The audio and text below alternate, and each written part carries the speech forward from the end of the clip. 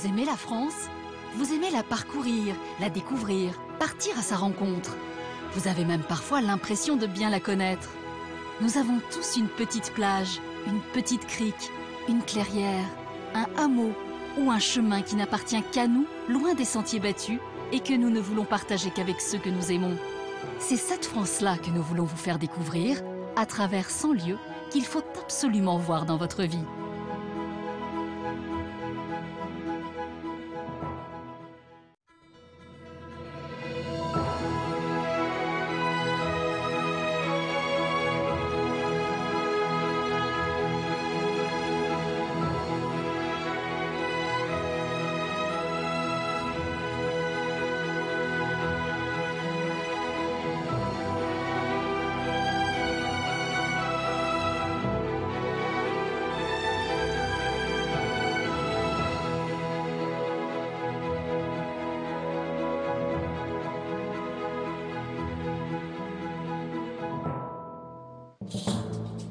C'est un voyage sur une île de rêve que nous allons faire, La Réunion.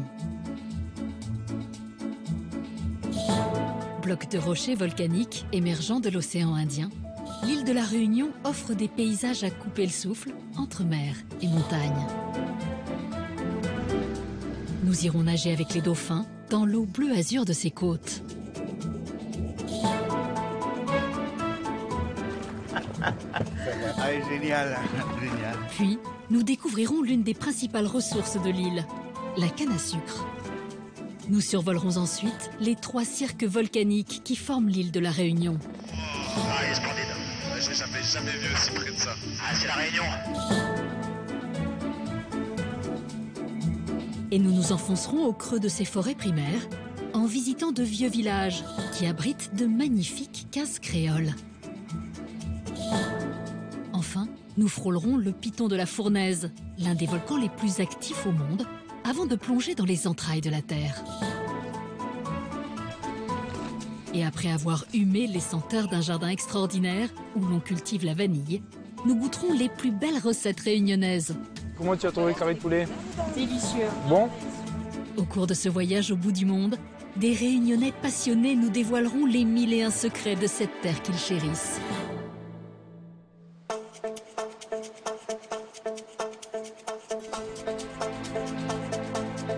C'est par la côte ouest de La Réunion que nous débutons notre périple. C'est ici que les premiers colons français ont débarqué en 1646, alors que l'île était encore vierge de toute présence humaine. Appelée la côte sous le vent, elle est bordée de grandes plages qui lui valent d'être la plus prisée des touristes.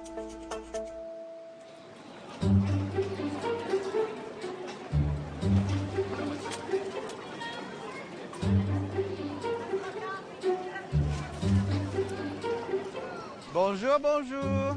Ah, ils sont beaux ces petits ananas. Piment, ils donnent pour goûter? Ah, dommage.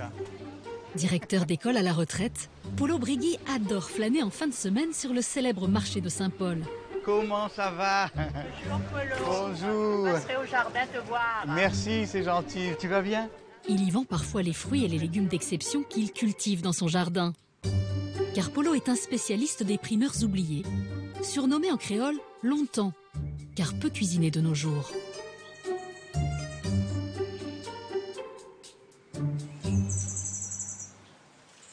Tout pousse ici.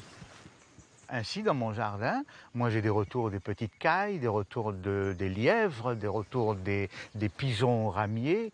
Ces oiseaux reviennent au jardin parce qu'ils ont trouvé peut-être un endroit sécurisé. Et je crois que beaucoup de Réunionnais ne pensent pas qu'on a encore cette faune existante à La Réunion.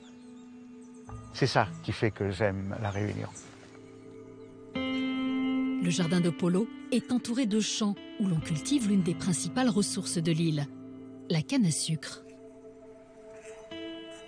Autrefois exploitée par les esclaves qui travaillaient pour de riches propriétaires terriens, la canne à sucre pousse sur les flancs des volcans de la côte ouest de La Réunion, sur des terrains si escarpés qu'il faut la couper à la main. Entraîné par son voisin Bernard Moutan-Virin, Polo veut apprendre le geste ancestral des coupeurs de canne. Ben, le temps les gaillards pour travailler aujourd'hui, là, t'as pas trop soleil. Le temps les gaillards, même Willy, même il travaille. Ben, Willy, sans sa peau. Willy transpire pas, dis tout. Quand le soleil, il ralentit à où? Polo, par contre, coupe pas en l'air comme ça. D'accord, ouais. Ah. Bien dans la terre. Bien dans la terre. Ça comme nous coupe aller comme une bonne descendance, mon ancien TV. Après, on a le travail comme ça. Oui. C'est pas un hasard s'il coupe à la terre. Bernard est un descendant de ceux qu'on appelait les engagés, apparus sur l'île après l'abolition de l'esclavage en 1848. Originaires d'Inde, d'Afrique et de Madagascar, ces engagés effectuaient les tâches les plus pénibles des plantations pour des sommes très modiques. Mes ancêtres, à moi, c'était les engagés indiens qui sont arrivés dans les années 1849. Juste un peu là, après la fuite, en fait, on va dire, une fois que l'abolition de l'esclavage était abolie, ils ont foutu les camps. Donc à ce moment-là, pour pallier au manque de main-d'œuvre, c'est à ce moment-là que mes ancêtres sont arrivés, à ce moment-là. La canne, c'est comme un peu le cochon, on va dire. Tout est bon. Tout est bon dans la canne. Et aujourd'hui, avec tous les sous-produits de la canne, on a pu valoriser au maximum tout ce qu'il y a. Et aujourd'hui, la canne est partie de notre paysage, façonne notre île. Les champs de canne à sucre occupent 57% de la superficie agricole de l'île et fournissent à l'économie réunionnaise son premier produit d'exportation. La canne à sucre a longtemps été coupée par des esclaves. Derrière l'image de carte postale paradisiaque de l'île se cachait alors l'enfer de l'esclavage. Polo tient à nous montrer l'un des bâtiments les plus emblématiques de cette période sombre, la chapelle Pointue. Cet édifice a été bâti en 1841 à la demande de l'une des plus riches propriétaires de l'île, Madame Desbassins, qui voulait évangéliser ses esclaves. Il doit son nom à son élégante toiture qui coiffe une belle rotonde. Jean-Marie Itema est guide conférencier. Avec Polo, il va nous y raconter l'histoire de l'ancienne propriétaire du domaine. Mais là, on a affaire à l'une des plus importantes familles à La Réunion au XVIIIe, au XIXe siècle, connue aussi à travers Madame Desbassins. Et Madame Desbassins a donné la possibilité aux gens des hauteurs et à ses esclaves aussi d'avoir une chapelle parce que le fouet était efficace, l'échelle était efficace, mais l'esprit, la religion est un moyen aussi très efficace d'arriver à ce que la main-d'œuvre soit plus obéissante. Voilà. Et les esclaves qu'il y avait autour de ce domaine, est-ce que tu peux nous parler un petit peu de leur nombre? On a plus tendance à dire qu'elle avait plus de 400 esclaves. C'était pas seulement des esclaves à être au champ de canne à sucre ou au café autrefois. Il y avait des esclaves qui aidaient à l'office à la chapelle Pointue. Il y avait des esclaves qui faisaient la charpente, de la menuiserie, qu'on appelait des esclaves à talent.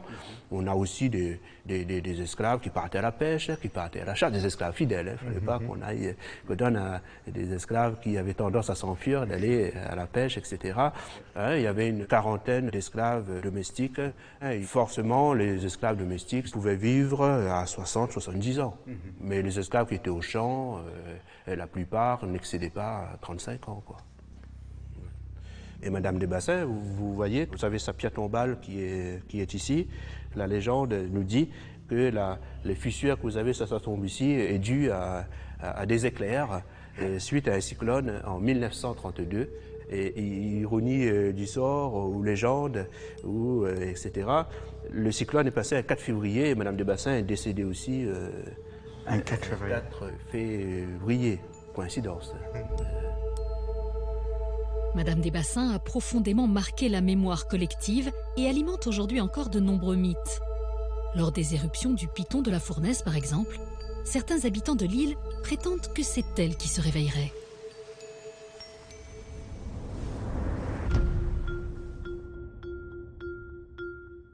Comme la plupart des Réunionnais, Polo n'a pas vraiment une âme de marin, mais il est fier de la beauté des rivages et du bleu profond de l'océan Indien, à l'origine d'une pratique très appréciée des touristes, malgré la présence de nombreux requins dans ces eaux, nager à la rencontre des dauphins. Il embarque sur le bateau du capitaine Joe, accompagné par le spécialiste de la nage avec les dauphins, Emmanuel Anton Giorgi. Revêtus de leur combinaison de plongée, Polo et Emmanuel scrutent patiemment la mer à la recherche d'un banc de cétacés.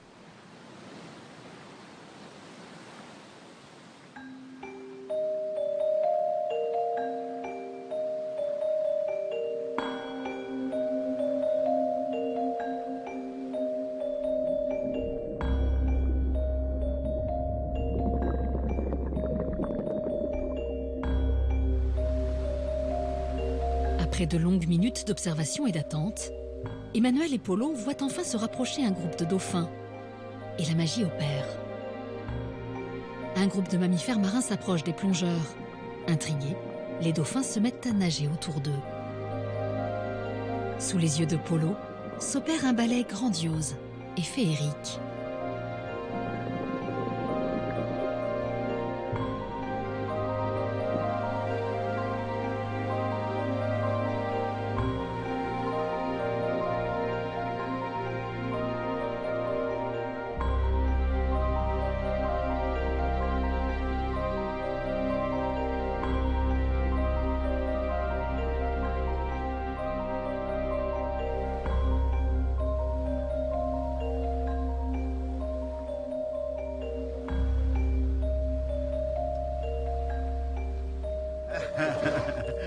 Ah, génial, génial.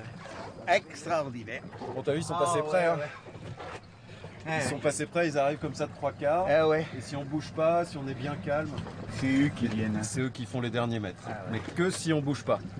Tu vois, c'est ça là, qu'il faut Ouais. comprendre. Moi qui suis presque jamais allé en profondeur, là c'est formidable. À La Réunion, on a toute cette concentration de cétacés qui sont vraiment devant la station balnéaire. Et malheureusement, ce que font les gens en sortie cétacés quand ils ne sont pas guidés, spontanément, ils vont essayer ils vont se jeter sur les animaux. Et ça, en fait, ça peut vraiment être délétère pour les espèces parce qu'ils sont là pour se reposer. Et l'idée, c'est d'essayer de réintégrer l'homme dans la nature, c'est-à-dire qu'ils s'adaptent au code des animaux. Pour une fois, c'est à l'homme de faire le boulot. Il faut faire attention. Il faut faire attention, bien sûr. Hein. On a cette chance encore d'avoir cette faune proche. Bon, bah écoute, je te propose d'y retourner. Hein. Ah ouais. Et puis peut-être essayer d'aller voir d'autres dauphins, pourquoi pas. On a 3 espèces. Moi, je suis partant. Ok. Je prends goût.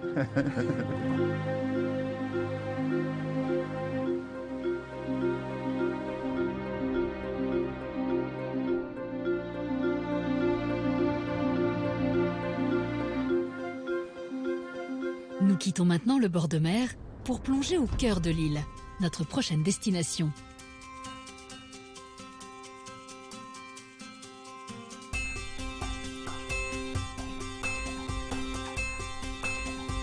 Le petit village d'Elbourg est niché dans le cirque de Salazie, l'un des 3 cirques de La Réunion.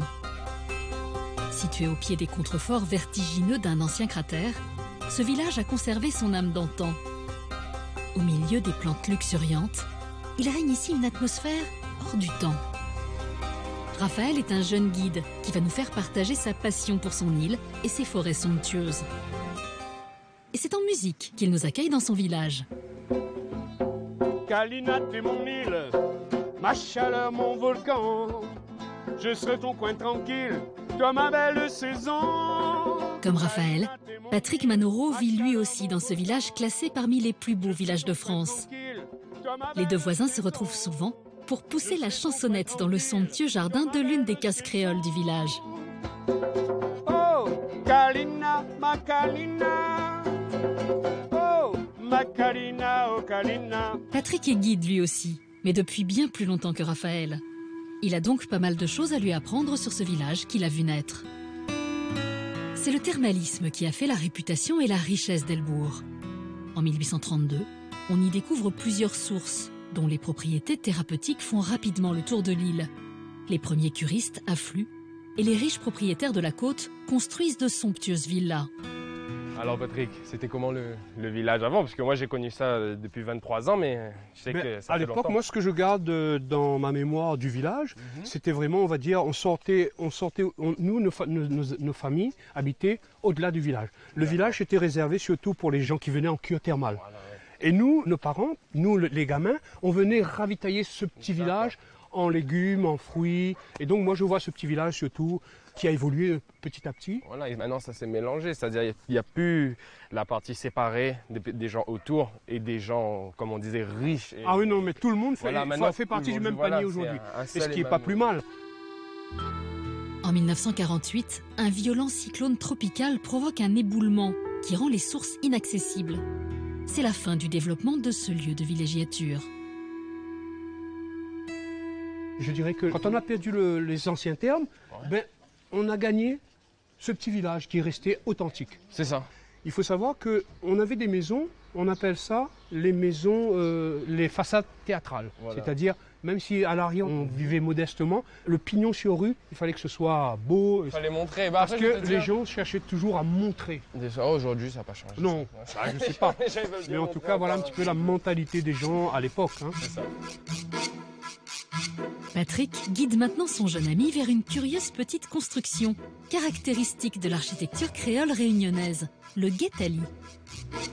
Tu sais à quoi ça sert, ça? Ah, je pense avoir une petite idée. Alors, on va dire surtout voir sans être vu. Exact. Donc, on appelle ça un guétali. Guétali, guetter, regarder.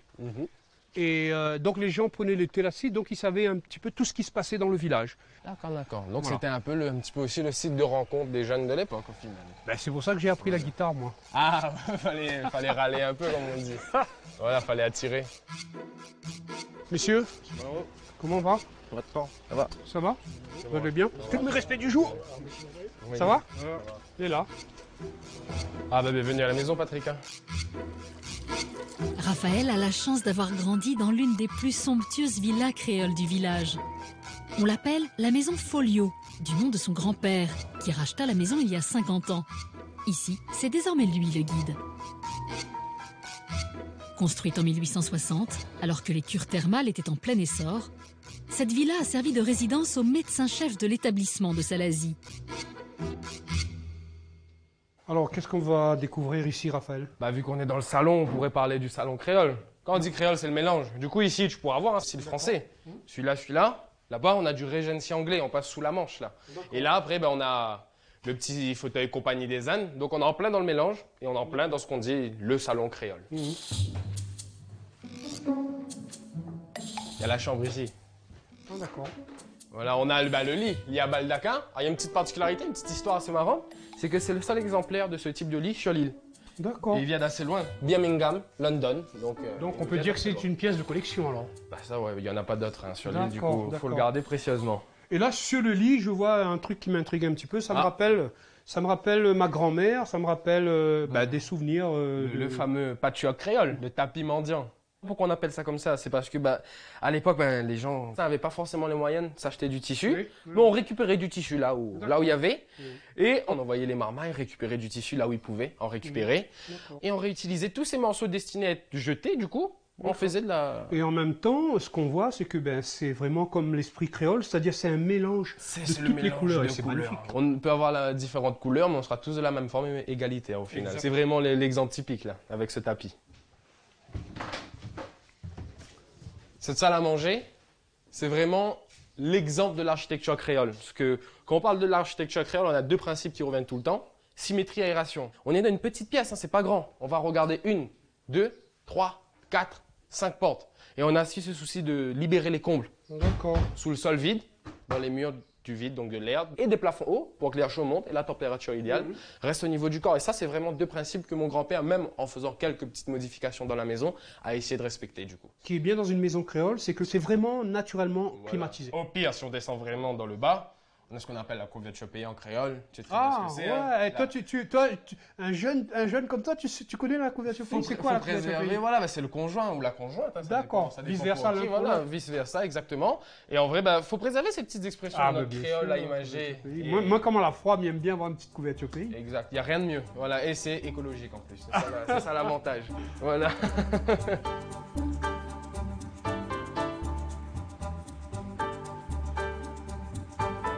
Les 3 somptueux cirques de l'île sont le paradis des randonneurs. Raphaël les connaît comme sa poche, car il y accompagne régulièrement des groupes.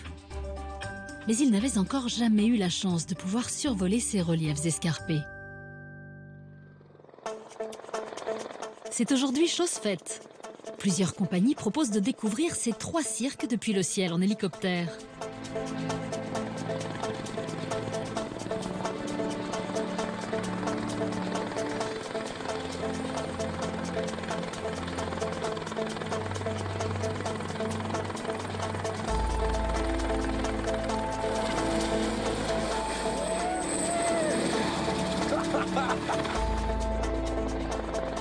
C'est exceptionnel, hein? Ah ouais, vraiment. Ah là, sur la droite, on va retrouver chez toi, Elbourg. Exactement. C'est la maison de ma mamie, ça. Ah, tu peux lui faire coucou, c'est bien. Voilà. C'est énorme. Alors ici, on rentre dans le bras de caverne. Ça fait complètement penser à Jurassic Park. Exact. Devant nous, le trou de fer, plus de 300 mètres de profondeur. Ah, voilà. Oh là, il est splendide. Certaines personnes font ça en canyoning. Waouh. J'ai tout soufflé. Ah, c'est splendide, hein.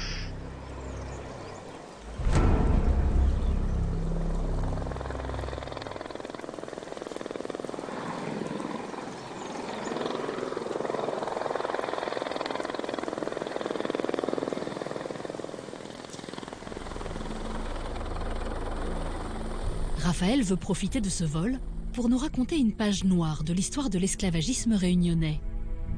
C'est ici, au cœur du cirque de Mafat, sur un plateau perché à 930 mètres d'altitude, que se trouve un hameau complètement isolé, au nom évocateur, l'îlet à Malheur.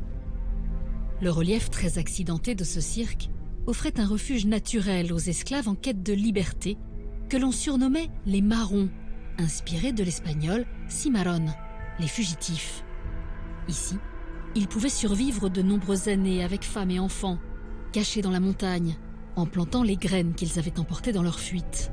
Malheureusement, ils étaient parfois retrouvés par des chasseurs de primes lancés à leur recherche. Tu sais pourquoi on appelle cet endroit-là Îlet à Malheur, du coup? Oh, vite fait, mais raconte-moi un peu parce que j'avais entendu 2-3 sons. À Mafat, comme tu vois, hein, assez difficile d'accès, donc assez difficile de venir le chercher.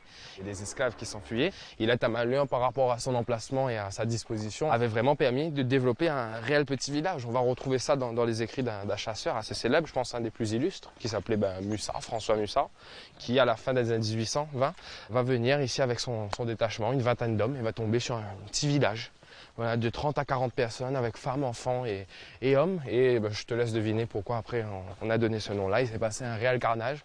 On a pu essayer de ramener quelques femmes et quelques enfants, mais la majorité des hommes ont été tués.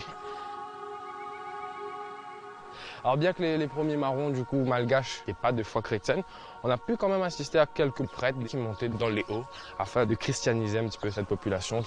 Dans les églises, on en trouvera une dans chaque petit village de Mafat. Splendide cette Ah oui, elle est vraiment belle, hein, authentique. Ah mais tu vois, les poutres là, travaillées à la main. Il n'y a pas d'usinage derrière.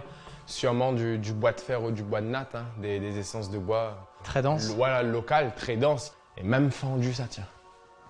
Ça, quand les cyclones arrivent, au moins, ça reste debout. Bah, de toute façon, vu qu'elle est encore là, je pense que ça tient. Après,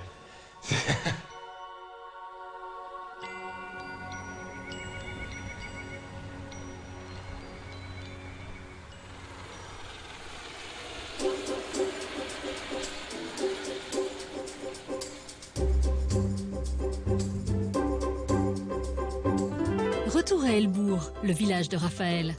Depuis qu'il est tout petit, il passe chez sa voisine, Violette Garrier, en fin de journée pour y déguster une part de gâteau de chouchou, la friandise locale qui fait le bonheur des gourmands.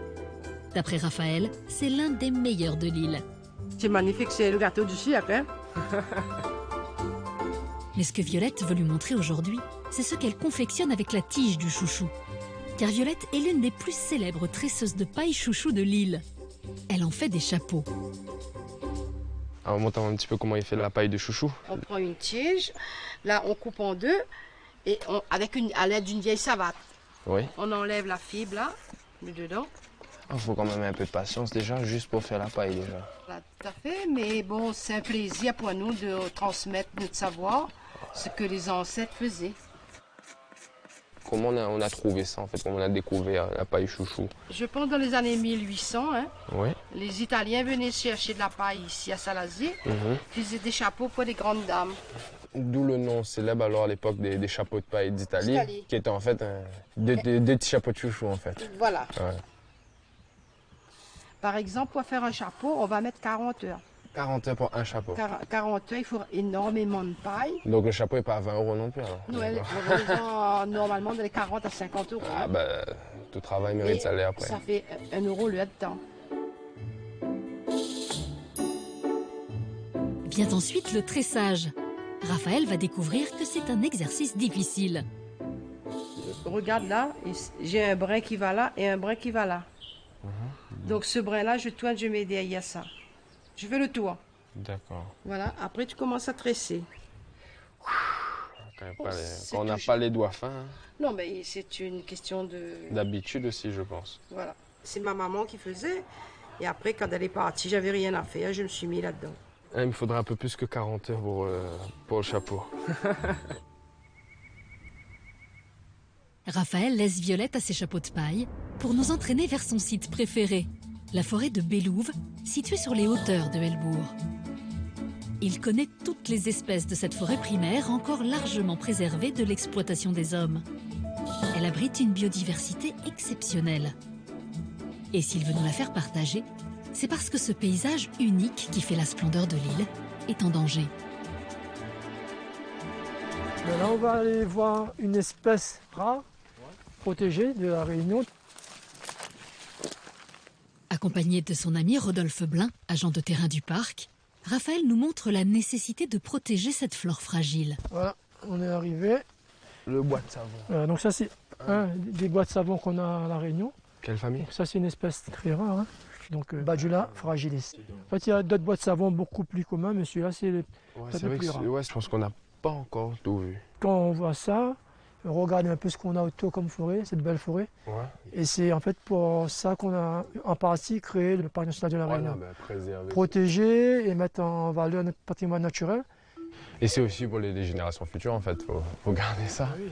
Faut qu'ils puissent voir aussi à quoi ça ressemble.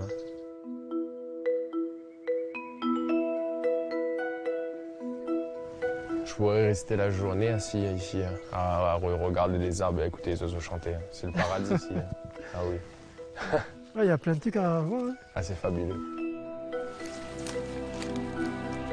L'un des principaux fléaux contre lesquels luttent Rodolphe et ses collègues, c'est la propagation de plantes exotiques envahissantes qui, peu à peu, détruisent ce trésor de biodiversité qu'est la forêt primaire réunionnaise. On va voir ici, donc là, ici, on a le longose, une des espèces les plus envahissantes. Si on peut avoir un petit bout. On voit vraiment la forme du gingembre. La famille du gingembre. Avec les yeux qui ressortent. Mais aujourd'hui, c'est en train d'envahir nos forêts. Là, ça sent bon. Ah ouais, on retrouve quand même un peu l'odeur du gingembre en vrai. Dedans. En fait, c'est des espèces qui ont été ramenées d'autres pays tropicaux à la Réunion. Et le gingembre a été introduit en fait pour se faire du parfum. Et sauf qu'après, il s'est naturalisé. Là, ici, ça va, on n'a qu'une petite touffe. Mais il y a des endroits où Salazie de mon côté, voilà. Là, c'est rempli. Hein. En fait, aujourd'hui, dans les îles comme la Réunion, la première cause de perte de biodiversité, c'est les espèces exotiques envahissantes. D'accord. Ouais. Donc on a un gros travail à faire, nous ici déjà à la Réunion, pour pouvoir préserver nos milieux naturels sur la lutte contre ces espèces. D'accord, si on considère un écosystème comme un rouage bien huilé, on va dire une espèce envahissante, c'est un peu comme un grain de sable du coup qui vient casser tout le rouage et stopper une chaîne. Mais gros grains de sable. Hein. Ouais, c'est des gros grains de sable. Il faut faire attention à ce qu'on apporte. Il faut à nous aussi de lutter. L'aide de la population en fait. Exact.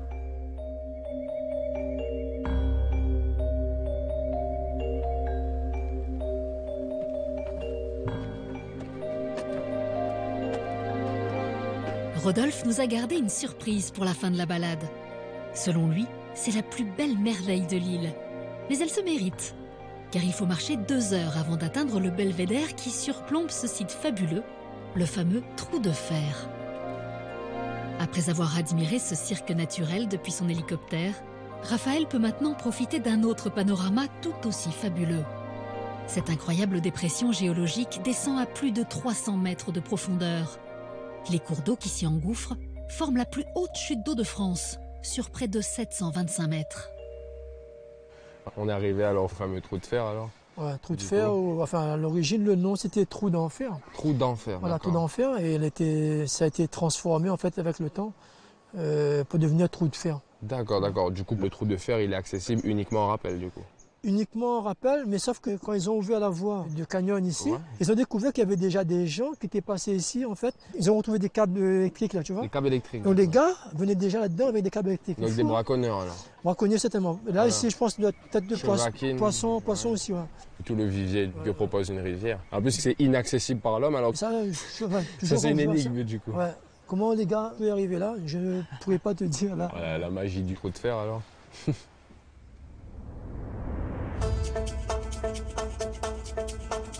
Pour terminer notre voyage sur cette île de feu, nous quittons Raphaël et la région des Cirques pour aller explorer son volcan légendaire. Cap vers le sud, la région la plus sauvage, la plus mystérieuse de la Réunion.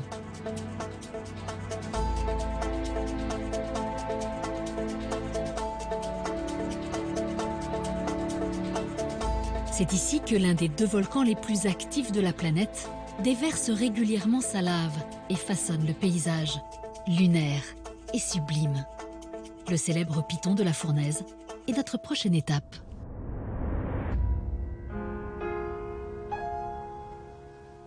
C'est Lucie O'Haraud qui nous accompagnera dans cette périlleuse promenade. Aujourd'hui pianiste professionnelle, elle a grandi dans ce sud sauvage. Lucie est si attachée à son île qu'elle éprouve de plus en plus de mal à s'en éloigner quand sa carrière de soliste lui impose de voyager aux 4 coins du globe. La Réunion, c'est la réunion des cultures, une variété, une quantité de paysages énorme. Le fait de faire de la musique sur mon île, c'est une chance. J'ai l'impression de trouver ma place.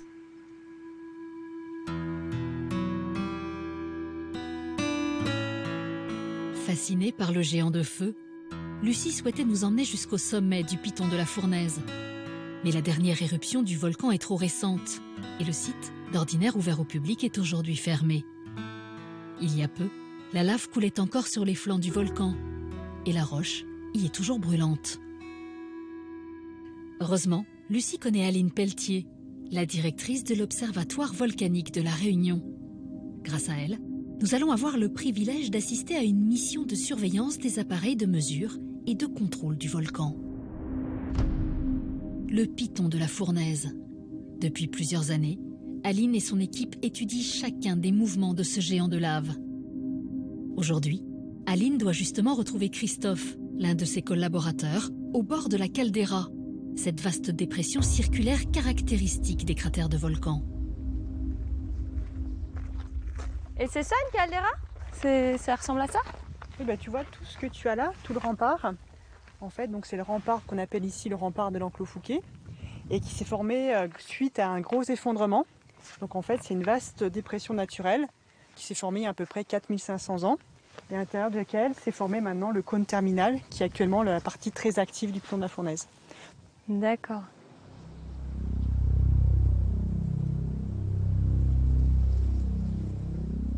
Paysage irréel et fantastique, le piton de la Fournaise entre en éruption tous les 10 mois en moyenne. Aline, Lucie et Christophe contournent la dernière coulée de lave qui commence tout juste à refroidir. Donc là, tu t'imagines, tu avais 500 mètres de fontaine de lave qui étaient actives pendant plusieurs heures et qui ont formé ces petits cônes et du champ de lave noir que tu as devant toi. Et j'ai des collègues qui sont allés faire donc des prélèvements de lave pour échantillonner la coulée de lave. Wow. Et c'est pas trop chaud, enfin c'est pas trop dangereux. Enfin, là, ils ont les combinaisons. Oui, bien sûr. Ouais. Là, il faut savoir que la coulée et les projections, elles sont à 1200 degrés. Donc tu peux pas y aller en t-shirt comme ça, il faut vraiment des équipements spécifiques. Et même du fait de la température, tu as ton rythme cardiaque qui s'accélère et tout, donc tu restes 5 minutes, tu fais ton prélèvement de lave et tu te retires assez vite, tu peux pas rester des heures devant cette coulée. Pourquoi vous faites des prélèvements? Alors les prélèvements de lave vont nous servir à savoir d'où provient le magma. Donc, ça pourra nous donner une idée si c'est une éruption qui va durer ou pas. Donc ça va nous servir à la fois pour la recherche, mais également pour la surveillance du volcan.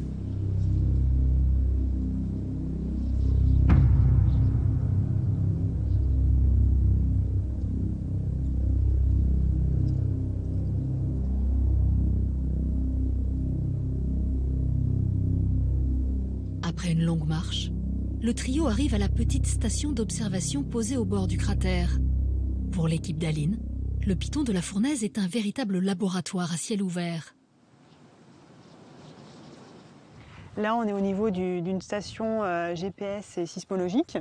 Donc sur le terrain, on a à peu près 100 capteurs, 100 stations comme celle-ci, qui surveillent en temps réel le piton de la Fournaise. Comment on surveille un volcan?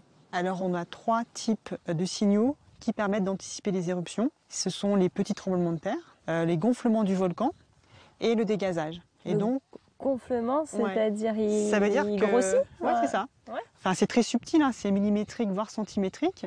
Mais on a des appareils de mesure qui sont très sensibles et qui permettent de voir le gonflement du volcan quand il y a du magma qui arrive dans la chambre magmatique.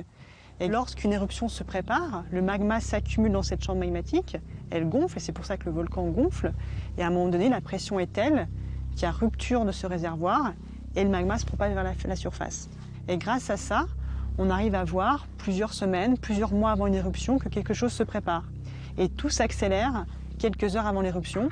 Et quand on voit cette accélération, on prévient la préfecture qui prend les mesures pour interdire l'accès au volcan et mettre en place des processus de sécurité.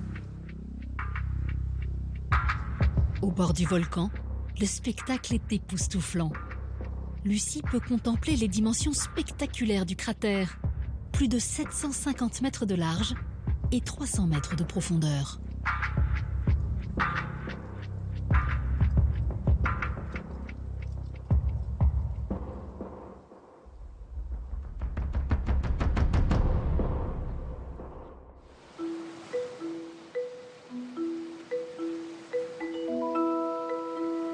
Mais le volcan n'a pas fini d'étonner Lucie.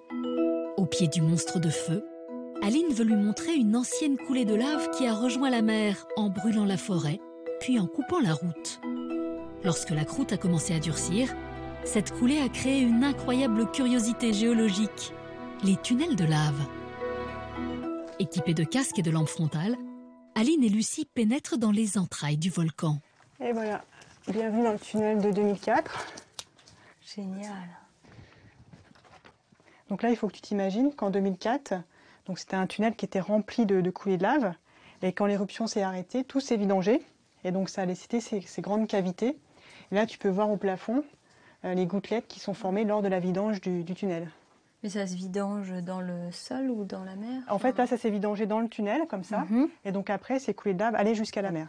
Donc c'est pour ça qu'il faut faire très attention quand on marche sur des coulées. De voir si ça sonne un peu trop creux, il y a le risque de passer au travers. Parce qu'en dessous, tu as ces cavités qui sont le témoin en fait, d'anciens tunnels de lave. Ok. Tiens, bah là, on voit des petites structures. Là, ces petites gouttes. En fait, c'est lorsque le tunnel s'est vidangé, tu as eu des gouttelettes qui sont tombées. Ici, ça formait des petites stalagmites. D'accord. Et on va voir comme ça tout le long du parcours. C'est vraiment lié à la vidange, des gouttes qui tombent vers le sol. Là tu en as une belle qui a une forme de petit cœur, parce que la goutte s'est repliée. Ouais.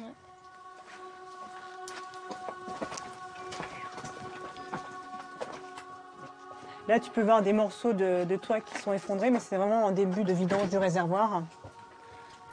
C'est pas du récent, pour te rassurer. Donc là, il y a un petit passage de marche en canard.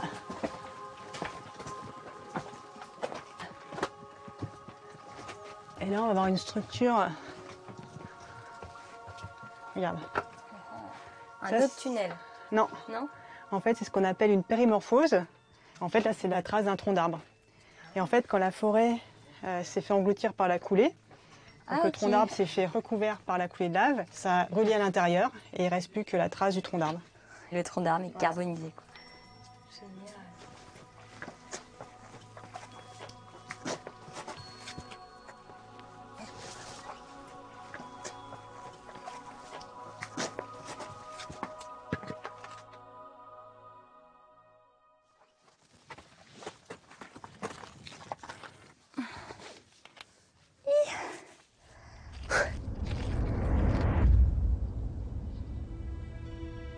Outre ces merveilles géologiques et ces paysages incroyables, ce que Lucie admire le plus sur son île paradisiaque, c'est le mélange des cultures et des traditions. Un mélange que l'on doit à sa population issue des 4 coins du monde et qui explique la présence exceptionnelle de nombreux cultes religieux. Le temple tamoul de Saint-Pierre, tout près de chez Lucie, en est la parfaite illustration. C'est pour ça que la jeune femme veut nous le présenter. Le culte tamoul s'est implanté sur l'île au XIXe siècle, lorsque des familles originaires du sud de l'Inde sont venues chercher du travail ici. Une histoire que va nous raconter Alex Tailamé, le responsable du temple. Vers 1600, le temple était en paille. Ensuite, ils ont modifié, c'était en bois. Et seulement dans les années 1900, là, ils ont commencé à faire des travaux pour que ce soit en béton. Et au niveau de la culture du coup française et avec l'hindouisme, ça a été compliqué au fil des siècles ou ça a été comment ça s'est passé? Ça n'a pas été facile compte tenu, je veux dire, c'est vrai qu'on est dans un département français. Il fallait s'adapter. À une époque, les Indiens, les hindous étaient aussi, on va dire, un peu catholiques forcés. Voilà. Mais il y a toujours cette... d'où on appelle la réunion, c'est une réunion de religion aussi. Maintenant, à la Réunion, on peut être fier, nous, la communauté tamoule, de plus en plus, on peut dire qu'on est tamoul, on n'a plus peur, on n'a pas honte de le dire. Il y a eu une époque où il fallait se cacher pour pratiquer sa religion. Dans les villages où ils faisaient les fêtes de Marie ou Mariamène, pour nous c'était Mariamène, on était obligé de dire c'était la Vierge Marie pour pouvoir avoir l'accès et puis pour avoir l'autorisation pour faire les cérémonies. Mais aujourd'hui, c'est fini ce temps-là.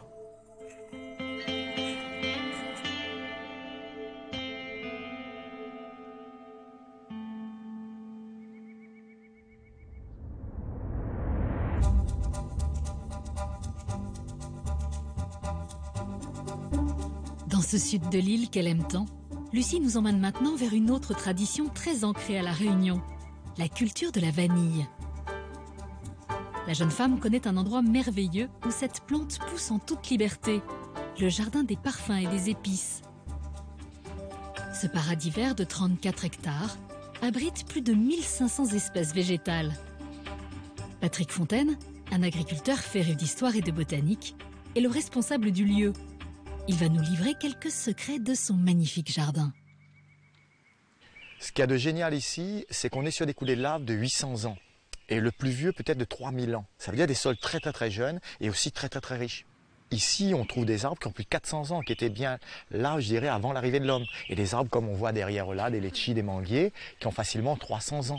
Et du coup, très actif au niveau de la pousse, etc.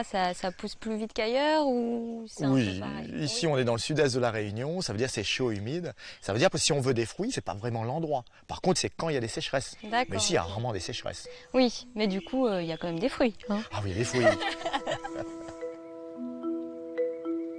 Mais ce qui fascine Lucie avant tout, ce sont les plants de vanille. Patrick la dirige donc vers cette plante de la famille des orchidées, accrochée aux arbres de la forêt. Là, tu vois, il y a des gousses de vanille qui commencent déjà à grandir. Voilà. C'est cette partie-là qui va donner la gousse de vanille, comme on voit là. Voilà, c'est simplement le vert, voilà, qui va grandir comme ça. Et la gousse de vanille qu'on retrouve dans nos gâteaux, dans notre café, dans les bons petits plats à mamie. Voilà, c'est ça. Ok. Et en fait, ça pousse toujours sur les arbres comme ça, ou ça peut pousser par terre, ça peut ramper, ou ça peut... Ça peut ramper, mais pour chercher un arbre. Ça veut dire que la vanille a besoin toujours d'un tuteur, que ce soit des arbres, morts ou vivants d'ailleurs, hein, c'est pas un problème, mais ça a besoin de tuteurs, et grimpe sur ces tuteurs pour pouvoir faire leurs fleurs. Et plus que c'est vers le haut, plus que ça va être facile pour la floraison. Si c'est au sol, c'est jamais de floraison. Et tu sais, la vanille, quand ça a été introduite à La Réunion, on pensait qu'on l'introduit, on attend les gousses de vanille, on va avoir des gousses de vanille. En fait, c'est un petit peu plus compliqué que ça, puisqu'il y a un insecte pollinisateur, mais qu'on ne trouve pas à La Réunion. Et on a eu un génie à La Réunion, c'est Edmond Albius. C'est un petit esclave de 12 ans qui a réussi à trouver la pollinisation de fleurs de vanille. C'est grâce à lui, à l'heure actuelle, qu'on produit la vanille à grande échelle dans le monde. Et du même coup, cet esclave n'a pas seulement inventé une pollinisation, mais a démocratisé la consommation de vanille. Pour une simple raison, dans son milieu naturel, c'est 5-10 kg par hectare. Le fait que l'homme intervient permet des centaines de kilos. Ça veut dire, on dit la vanille est chère, sans doute. Mais ça serait encore plus horriblement cher que ça si le geste n'a pas été trouvé assez tôt. Et le geste qu'il a fait, il nous a transmis ça, et je te le montre, et je le transmets aussi. Il faut enlever ce petit machin qui est devant là. Voilà, on enlève ça. Et ensuite, là, ce que tu vois là, qui a blanc là-dessous, c'est le rosellum. Et je pousse au-dessous et j'appuie légèrement. Et là, il y a une pollinisation. Contact. Et 8 semaines après, la gousse, elle prend sa forme finale, sa grandeur finale. C'est 9-12 mois après que ça a été ramassé, 1 an de préparation, la vanille noire qu'on connaît. Et en clair, ça prend quand même pas mal de temps. Ben là, tu vois, Lucie, on n'a plus de fleurs ici, on a déjà pollinisé. Ouais. Enfin, j'ai pollinisé, maintenant c'est à ton tour. Allez, on va passer à côté parce que là, il n'y a plus de fleurs là. Et juste sur l'arbre que tu vois devant là. Alors, allez, Lucie, là, toi. on y va. Voilà, allez, hop là. Donc j'enlève le petit truc là, pouf, je le descends. Ah, bah, c'est très bien comme ça, c'est génial. Voilà. Voilà, bah, c'est bon, hein, tu peux maintenant commencer. Voilà. On va faire sortir le petit truc là. Voilà. Moi, je te conseille de mettre un petit peu le doigt juste derrière pour caler comme ça. Voilà. Allez, tu montes. Et là, j'appuie. Et là, on appuie. Pas trop fort. Voilà, pas trop fort. Et là, tu as ta pollinisation. Là, ça semble idéal. Voilà, ça a juste une petite marque derrière, c'est génial. Voilà. Et là, c'est idéal ce que tu as fait là. 8 semaines après, bah, la gousse, elle va être à sa grandeur maximale. Et ensuite, tu reviens dans 11 mois et tu viens chercher ton bébé. C'est pas moi qui va le garder, ton bébé, quand même. Hein, voilà. Ça marche. Tu vois, Lucie, la pollinisation que tu as faite, regarde, ça va donner ça. Waouh. Mais ça, c'est dans 2 ans. Même, on pourrait dire 2 ans et demi. Et elles sont très grandes. Elles sont très grandes. Et tu sais, bien sûr, il y a plusieurs façons de procéder pour avoir de la vanille. Et on peut avoir de la vanille, bien sûr, séchée. Ça veut dire ça a été échaudé, c'est des mis dans de l'eau 65 degrés, couverture de laine, coffre, ainsi de suite. Et là, on les récupère tôt. Tôt, voilà, un peu plus tôt. Mais nous, ici, la vanille, par exemple, on la prépare, je dirais, naturellement. Ça veut dire, en récolte tardive, on la ramasse mûre sur la plante. Je sors une gousse pour te montrer un petit peu ça, sans ça, tu vas voir. Wow. Et là, on sent ce petit côté chocolaté, côté, caramel, chocolat, grillé. Absolument. Ah, c'est ça, c'est ça. Légèrement torréfié. Si vous mettez à sécher, impossible d'avoir ça. C'est presque, ça sent presque comme du caramel. C'est comme du caramel, effectivement. Ouais. Mais puisque tu parles de caramel, regarde au fond. On voit ce côté caramel de la vanille là. Quand c'est séché, on ne peut pas l'avoir. Et là, voilà, là, il y a un taux d'humidité, on va dire, de 65 voire 70% là-dedans. Pour obtenir ça, c'est 2 ans, voire 2 ans et demi. Mais ça donne une vanille d'excellence. Et ça, tu mets un petit morceau comme ça dans un plat ou dans un gâteau, ben c'est bon, il y a pour 6-7 personnes sans problème. C'est vrai qu'elle est un peu plus chère, mais ça vaut le coup. Ça vaut le coup. Mais ça a été préparé quand même dans l'art et la manière. Après cette découverte de l'une des plus célèbres saveurs de l'île, nous terminons notre voyage par une tradition locale gourmande que Lucie ne raterait sous aucun prétexte. Une tradition qui se pratique notamment dans un endroit paisible qu'elle connaît bien, au bord d'une rivière. C'est là qu'elle retrouve ses amis en fin de semaine pour y partager ce qui est devenu une institution à La Réunion, le pique-nique créole dominical. Préparé à la maison ou sur place, ce repas traditionnel est composé de recettes typiquement réunionnaises. Aujourd'hui, c'est son ami Willem Robert qui est à la baguette, ou plutôt à la fourchette. Lucie, là j'ai mis le poulet. Ouais, là on va faire un curry de poulet. Le curry de poulet à La Réunion, tous les créoles doivent savoir quoi. Ah, il y a même des pâtes et tout, il y a tout quoi. Ouais. Tu sais ce qu'on dit à La Réunion? Si tu manges la pâte, tu auras des jolis enfants. Okay. Et ça c'est vrai ça? Ok. Moi j'ai fait 2 jolies filles. Ouais. Moi j'ai fait 2 jolies filles et j'ai mangé une pâte le soir. Je testerai alors. Oui. Willem et Lucie préparent les ingrédients du plat principal. Au menu, curry de poulet et l'incontournable rougail saucisse, typiquement réunionnais. Lucie, là, je coupe les mangues. Tu veux essayer? J'ai peur de faire ça. Hein. Fais attention, hein. Moi, je me suis coupé 2 doigts avant de réussir. Hein. Je plaisante. Voilà, ouais, tu prends la mangue, tu cisailles la mangue. Et vas-y, vas-y. Moi, j'ai besoin de mes doigts. Hein. Fais attention les doigts. Hein. C'est la mangue que tu... Vas-y, vas-y, plus fort. J'ai peur. Allez, pour t'aider, je vais te chanter une petite chanson. C'est gentil. Un petit maloya. Ouais. T'es prête? Prête. Allez. Dodo, dodo, sia, la case la pas, moi mi dodo pas. 2 coquins poule, moi nana, sans golette la terre, moi n'a point. Mal érodé, un femme pour moi. Ali fait danser. La jeunesse comme elle a. Ali fait danser. La jeunesse comme elle a. Donne-moi mon café grillé. Donne-moi mon café grillé, mélange mon nation. Voilà Lucie, ça c'est le Maloya de Saint-Joseph. Merci. Du sud. Avant les esclaves justement, ils chantaient ça dans les camps, juste après le travail. Après, pas pendant. Ils n'avaient pas le droit pendant, il fallait travailler. Oui, Et ensuite, le soir, ils chantaient, ils dansaient le Maloya. Ça c'est vraiment une musique de la Réunion, qui nous vient du Mozambique, de Madagascar. C'est un mélange. Très bien Lucie.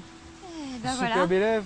Pour faire un bon rougail mangue, il faut donc de la mangue bien sûr, mais aussi du piment, du gingembre, un peu d'huile, du sel et des saucisses. Tout le monde connaît le rougail saucisse dans le monde entier. Rougail saucisse de la Réunion. Différemment. Ouais, tout le monde le fait différemment. Moi c'est très simple. Les saucisses, ensuite je rajoute des oignons, tomates, c'est tout. Et des saucisses fraîches. D'accord, oui, c'est bon aussi. Ouais. J'ai pris avec le meilleur boucher de Saint-Joseph.